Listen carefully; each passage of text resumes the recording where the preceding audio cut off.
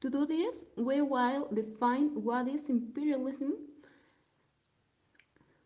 So, it is a regime of political domination in which a military power extends its dominion over other peoples or states through force or economic, cultural, or political influence.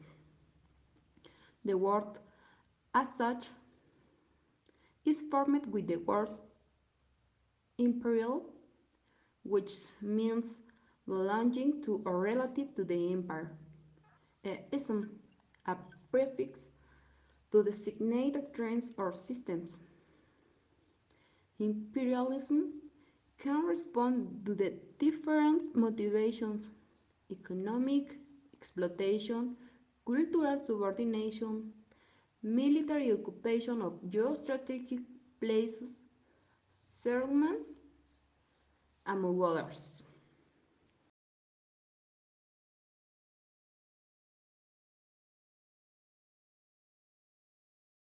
Likewise, different types of imperialism are distinguished.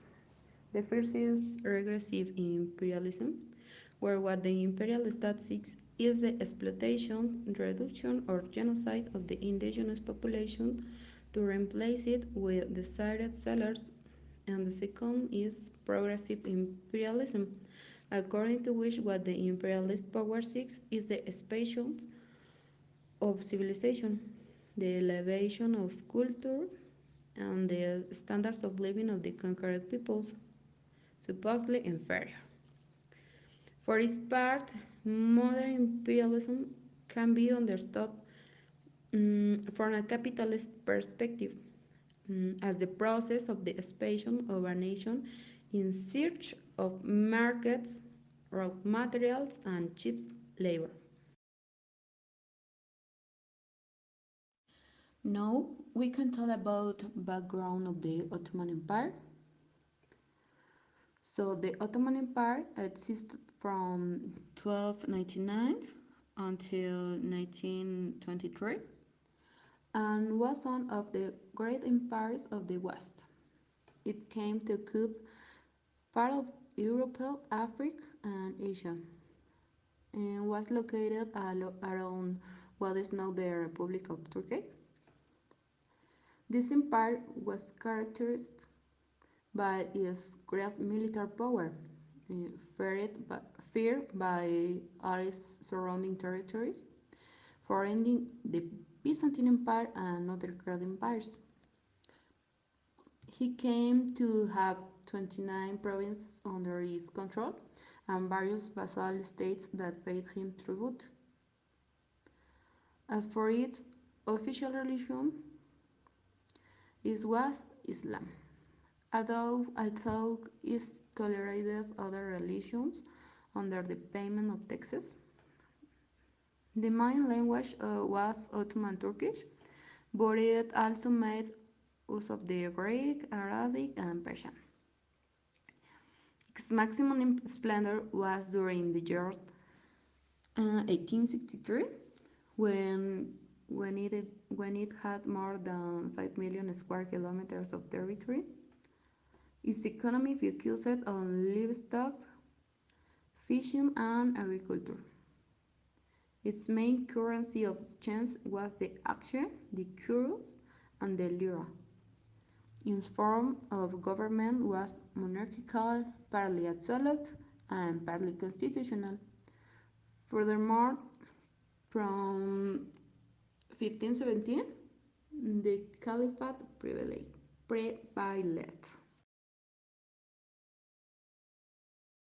At the beginning of the war, the Ottoman Empire decided to stay in a neutral position, but on August 1914, the Ottoman Empire signed a Turco-German alliance and they officially entered to the Triple Alliance and formed the Central Powers. There were two major factors that led the Ottoman into the Central Power side. The first was the German pressure and the opportunism of the Turkish Minister of the War in that time, who was Enver Pasha. The second one is that the Ottoman Empire wanted to become a modernized country, but they had some frictions with the Triple Entente. They thought that joining to the Germans was a good idea, and most because of the German victories early in the war, so they decided to finally join the Triple Alliance. As I was saying before, at the beginning of the war they wanted to stay in a neutral position, but Enver Pasha, the Minister of War, wanted in a way enter to the war, but they opposed to the idea of Salim Halim, who was the prime minister. Enver Pasha signed a secret alliance with Germany by offering them some kind of warships that in that time were called dreadnoughts.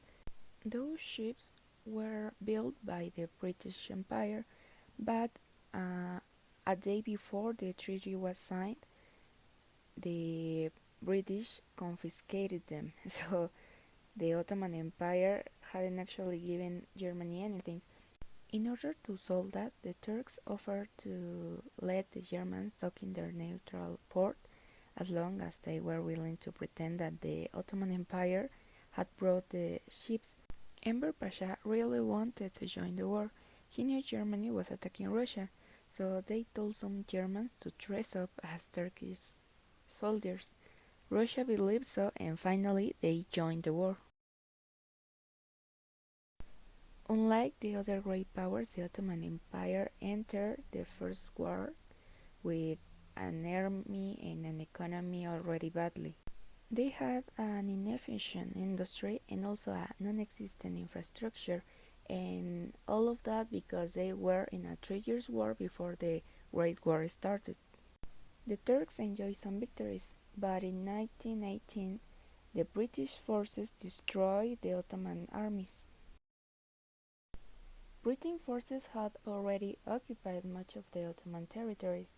This situation was hopeless for Turkish, and they decided to make an armistice, which was called the Treaty of Mudros.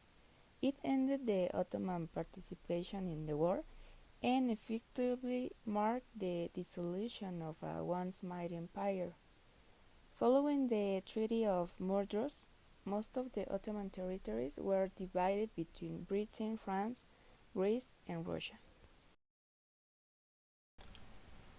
First of all, I would like to make noticeable certain issues. The chief leader on the Ottoman Empire, known as the Sultan, was given absolute religious and political authority over his people.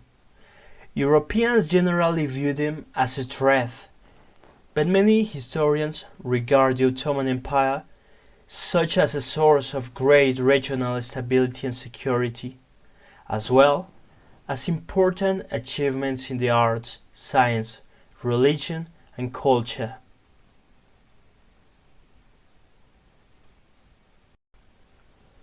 The Ottoman Empire entered the war on the side of the Central Powers, let's say Germany, Austria-Hungary, Bulgaria, and Italy, on 29th October 1940, when it launched the Black Sea raid against Russian ports. Following the attack, Russia and its allies, Britain and of course France, they declared war on the Ottomans in November 1940. The empire had 5 main campaigns: the Sinai and Palestine campaign, the Mesopotamian, the Caucasus campaign, the Persian, and the Gallipoli campaign. There were also several minor campaigns, such as the North African, the Arab, and the South Arabian.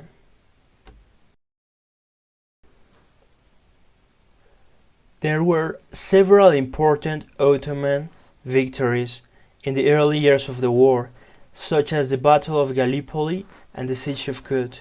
Then, the Armistice of Mudros was signed on 31 October 1918, ending the Ottoman participation in World War I. or the Great War. The Ottoman Empire fought the 4 years that lasted the Great War.